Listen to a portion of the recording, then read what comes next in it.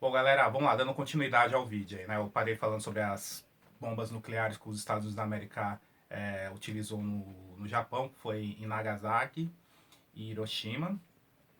Só dando continuidade. Depois de um tempo, o que ocorreu? Essa questão da corrida de armas nucleares, houve um grande desenvolvimento também, não só dos Estados Unidos, mas também da ex-União Soviética, que hoje é a Rússia. Para vocês terem uma ideia do interesse em poder comandar e mandar no mundo, né, com as suas políticas, com as suas empresas, porque o político, essas políticas internacionais nunca estão sozinhas, né? Elas estão também juntamente com os empresários, comerciantes, né? Para poder ter uma determinada fatia do mercado, no caso dos empresários aí, né? Aí o que ocorre nessa situação? Tem um momento que a Cuba faz um acordo com a Rússia, né? Que Cuba permite que a Rússia construa uma base de armas nucleares, né? O que isso significa, em outras palavras? Para poder ter mísseis balísticos a aproximadamente a 400 quilômetros dos Estados Unidos da América. Lembre-se, a Rússia fica do outro lado do continente, né? Nós temos o continente americano, então a Rússia pega dois continentes, que é uma parte do continente europeu, que é o leste europeu, e a Ásia, tá? Agora vocês imaginam a 400 quilômetros você ter armas nucleares para poder atingir o seu inimigo, que é o caso dos Estados Unidos. Nós tivemos quase uma terceira guerra mundial, ainda bem que ela não ocorreu. Né? Houve muitos acordos no momento de tensão, né? Na época do John Kennedy aí, né? Que era presidente dos Estados Unidos da América, né? Ele foi sábio em não apertar o botão, só faltou ele apertar o botão, galera, para poder dar início à guerra. Ainda bem que isso não ocorreu. Quem tiver interesse, veja alguns vídeos falando sobre esse conflito aí, que é interessante, porque tá tudo envolvido, pessoal. Porque eu tô falando ao mesmo tempo de políticas, dos grandes gestores. Os grandes gestores que eu falo assim, no caso dos Estados Unidos da América, a ex-União Soviética, né, que mandavam no mundo, lembra? Um mundo bipolar. Depois desse episódio teve muitos outros, mas eu vou falar para vocês o principal. Aí o que ocorre? No ano de 1989, né? Lembra que eu havia falado para vocês da Alemanha, que a Alemanha estava dividida, um lado capitalista que estava juntamente com os Estados Unidos e o outro lado socialista, né? Porque quando acabou a Segunda Guerra Mundial, essa questão do conflito de interesse de reconstrução, né, e juntamente com as empresas aí, houve essa questão da divisão da Alemanha. A Alemanha se tornou duas Alemanhas, né? Mas a capital continuou a única, que era Berlim, mas ela era dividida, com um grande muro. O que ocorre? Há a queda do muro de Berlim neste ano, repetindo novamente, no ano de 1989. Isso simboliza a queda do regime socialista da ex-União Soviética. Muitos países do leste europeu se desmembraram desse tipo de ideia, de ideologia, né? Eles foram para o lado capitalista, juntamente com os americanos e principalmente com a União Europeia, também que está com os Estados Unidos da América, com essa questão da sua política neoliberal. O que é uma política neoliberal? A gente está liberando tudo, está sempre fazendo leis a favor ao mercado, que é o mercado que é a bolsa de valores, aos empresários, né? E ao cidadão. O cidadão é ouvido nessa? Eu tenho certeza que não, tá? Então, depois desse fenômeno aí, que acaba se simbolizando e demonstrando o fim da Guerra Fria, mas muitos falam que houve o fim da Guerra Fria. Não, turma, muito pelo contrário. Nós temos a Segunda Guerra Fria. Após a queda do Muro de Berlim, os Estados Unidos intensificam ainda mais a sua política protecionista, né? Para poder realmente dominar o mundo de vez. Mas eles vêm com o termo de mundo multipolar, que todos os países estão participando na lideração das negociações, das grandes decisões, né? Nós temos em Davos o Fórum Mundial, né? Esse Fórum Mundial, todos os anos, decide o que vai ser feito com os recursos, né? Porque ali está envolvido o Banco Mundial, os bancos centrais de todos os países, estão tudo ali. Mas o que acontece? São todos os países que participam? Não, são os principais países. O Brasil, inclusive, participa porque o Brasil está no G20. Essa sigla significa o quê? São os 20 países mais industrializados do planeta Terra. E nós vamos ter o G5, desculpa, o G7, que são os 7 países mais industrializados do mundo, que são os Estados Unidos da América, Japão, os países europeus desenvolvidos, né, que fazem parte do G7, que são apenas 7 países. Olha só como está sempre envolvendo indústria, comércio, governantes, né, presidentes aí, né, para as grandes corporações. Deixa eu só dar uma continuidade aqui para vocês que eu estava fazendo aqui a leitura. Então eu falei para vocês que se tem essa derrota, né? Mas lembrem-se Tem o Muniz Bandeira, que ele tem um livro que ele relata muito bem todos esses fenômenos que a Guerra Fria não acabou, não é o nosso foco. Tudo bem? Porque na parte didática, para vocês, no conteúdo do currículo paulista e também no currículo do MEC, do Ministério da Educação, ele não está relatando essa questão da Segunda Guerra Fria, né? Que é algo essencial que deu continuidade, né? Seria o ideal sempre ter uma atualização, não houve, então eu não vou entrar nesse mérito, tudo bem? Então vamos lá. A partir daí se acelera a representação, produção comercial dessas empresas capitalistas nesses países socialistas. Então o que acontece? Há um grande mercado.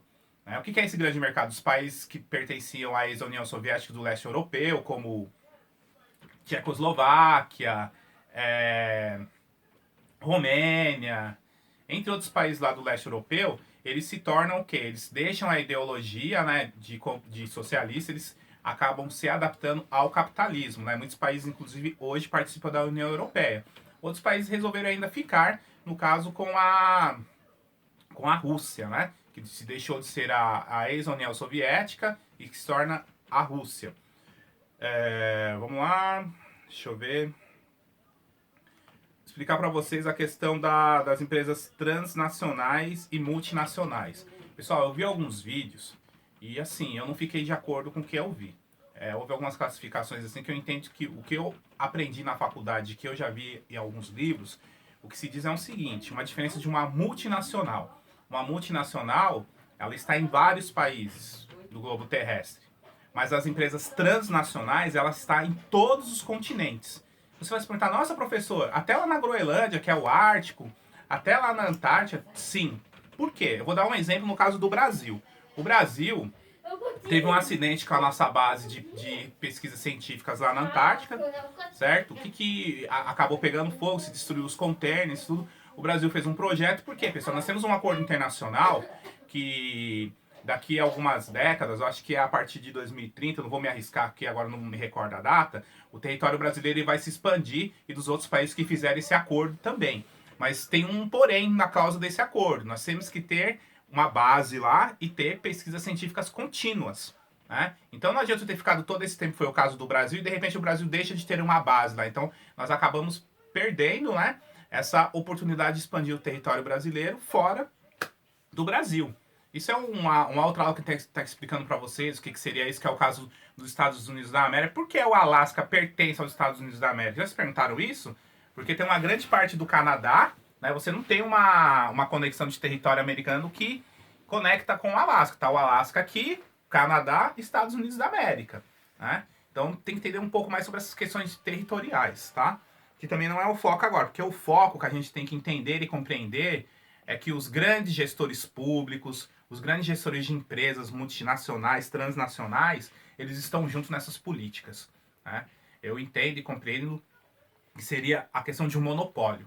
Se vocês começarem a investigar na internet, aí vocês vão ver como as grandes empresas elas têm as suas matrizes, né? E vem comprando várias outras empresas de vários outros países para poder ter o domínio quase que total da produção. Nós estamos vivendo um momento de pandemia, né? E nós estamos sentindo falta das empresas nacionais. Por quê? Muitas empresas foram compradas por essas multinacionais e transnacionais e foram produzir na China. Mas por que produzir na China, né? Vou falar brevemente sobre isso.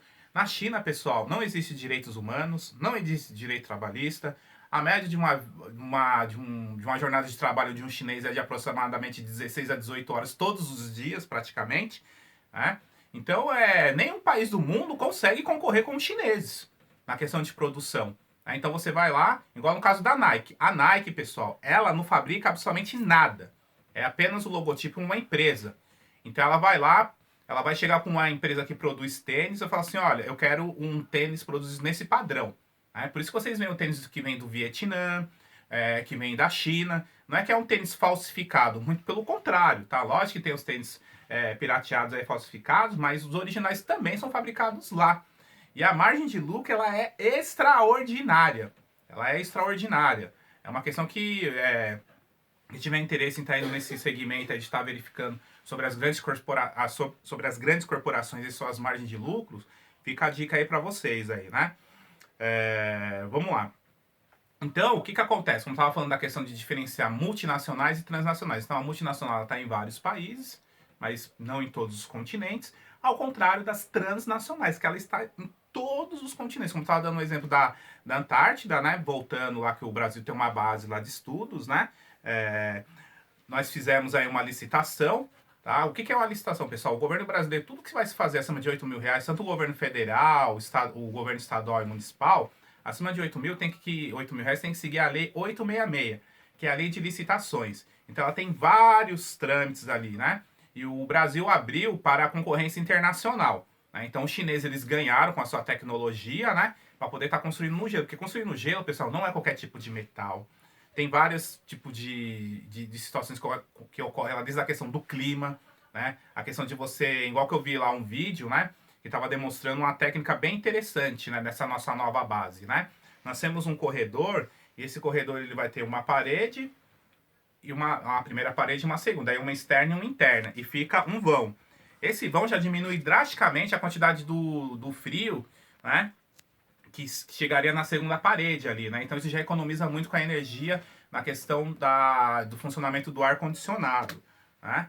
Então por que eu estou dizendo isso? Para poder construir uma base você precisa do quê? De tecnologia, peças, né? Vendo peças de vários lugares aí do mundo, mas está lá na Antártida, certo? Então, houve uma empresa ali de engenharia que fez todo o processo ali, né? E ela está lá. Na Groenlândia também não é diferente, com a exploração de petróleo, né? Então, são essas situações que vocês têm que entender e compreender, diferenciar transnacionais e multinacionais, beleza? Pessoal, depois da Segunda Guerra Mundial, começou a se criar vários tipos de blocos econômicos. O que significa essa questão dos blocos econômicos? Eu vou simplificar para vocês, beleza? Eu vou citar o caso da nossa região aqui, que é a região da América do Sul. Nós somos um bloco econômico chamado Mercosul, que é uma sigla, Mercado Comum da América do Sul. O que isso significa? O Brasil, com outros países como Paraguai, Argentina, Uruguai, nós fizemos um acordo comum de se unificar as leis de importação e exportação de produtos. As pessoas também podem estar circulando livremente sem autorização de visto, né? A partir do momento que você faz isso, você tira uma burocratização assim, muito grande, né?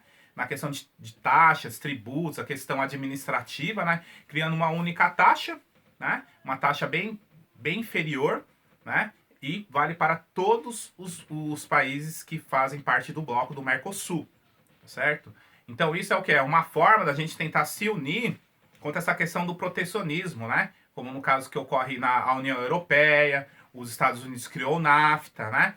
Então só para vocês entenderem qual é o papel dos blocos econômicos, que é fortalecer a economia desses países membros, né? E dificultar importação que venham de outros países ou pessoas que queiram vir trabalhar. Mas no caso do Mercosul, mesmo vindo europeu, americano, cada país vai continuar com a sua regra, tá? Nesse sentido de outros países que não são membros, a tramitação administrativa de pedido de visto continua o mesmo, tá? Não há mudança enquanto a isso. Deixa eu só dar continuidade, que aqui, ó. Foram criados blocos econômicos, por onde inúmeros países se reúnem para criar leis que facilitem as negociações entre eles, como a criação de um imposto único, além de permitir o trânsito de pessoas de outros países sem visto, autorização para entrar em outro país. Isso acontece na União Europeia. Tá? Todos os países membros da União Europeia, você não tem o passaporte do seu país, ali vai Inglaterra. Não, você vai ter o passaporte da União Europeia, por onde você não precisa pedir autorização nesses países membros para poder ir e vir, tá? Você tem um acesso livre. Ao contrário de mim, brasileiro, se eu for para qualquer país ali da Europa ali, eu tenho que ter autorização da embaixada, tá? Vamos, por exemplo, eu tenho que ir lá na embaixada da Inglaterra pedir uma autorização, né? Mesmo se autorizar aqui e chegar lá, eu posso ser barrado pela imigração e voltar, tá? É o caso que acontece nos Estados Unidos também, enfim. Então vamos lá, ó. Como é o caso do bloco econômico da União Europeia. As pessoas também podem trabalhar em qualquer país membro com o passaporte da União Europeia. Então, galera, eu espero ter sido bem objetivo e claro. Como eu disse para vocês, o tema ele é altamente complexo. Esses 2 vídeos não é suficiente para explicar tudo, mas vocês têm que ter qual é o objetivo da aula, que vocês tenham a percepção. A percepção que se tenha dessa questão de governança mundial. Nós não estamos só falando do Brasil, nós estamos falando do mundo inteiro. Principalmente após a Segunda Guerra Mundial. Eu fiz uma cronologia com vocês bem simples, mas com grande objetividade para que vocês possam entender o que é o mundo que vocês vivem hoje, tá? Então vamos retomar aqui rapidinho uma pequena revisão. Então eu falei do Léo Hurman, que ele fala como as sociedades criaram suas riquezas. Lembra que eu comentei que no livro o autor ele fala que era pecado pedir dinheiro emprestado e emprestar com juros? Eles conseguem mudar isso, né? Quando se dá início aos bancos, o comércio começa a se fortalecer. Depois já vem a questão do mercantilismo, a questão de descoberta de novas terras, foi o caso do descobrimento da América, né? Do continente americano, depois a Rota das Índias. Então se tem um boom nessa questão de expansionismo, que é chamado, tá? Eu citei para vocês a questão não da Primeira Guerra Mundial, mas da Segunda Guerra Mundial, que também foi marcante por vários aspectos, né? Depois disso eu falei da questão do mundo bipolar, que foi a divisão do mundo, né, de como posso dizer assim, para poder administrar o mundo pela ideia capitalista e pela ideia socialista. Depois eu mencionei para vocês a queda do Muro de Berlim, que significou o fim desse mundo bipolar, né? Depois veio o mundo multipolar, que seria que vários países participariam dessa administração mundial, que eu não sou de acordo. Para mim ainda os Estados Unidos e a União Europeia ainda continuam mandando no mundo inteiro, tá? Os russos estão incomodando bastante eles, né? A China também, principalmente a China, também está incomodando bastante, tanto a União Europeia e os americanos nesse aspecto, né? De quebrar esse monopólio deles aí. O que é o monopólio deles? Mandarem no mundo inteiro e nas decisões. E ao mesmo tempo os empresários, galera, né? Como eu comentei para vocês, olha como houve a grande expansão, a grande quantidade de lucro, né? Então eles estão todos entrelaçados e envolvidos, que um vai precisando do outro nesse aspecto. Então pensem nisso, tá? O objetivo da aula é que vocês entendam esses fatores aí. Aí sempre lembrando, qualquer dúvida, esclarecimento, é só estar entrando em contato comigo aí no WhatsApp da sala ou no privado, tá bom? Seria isso, até mais.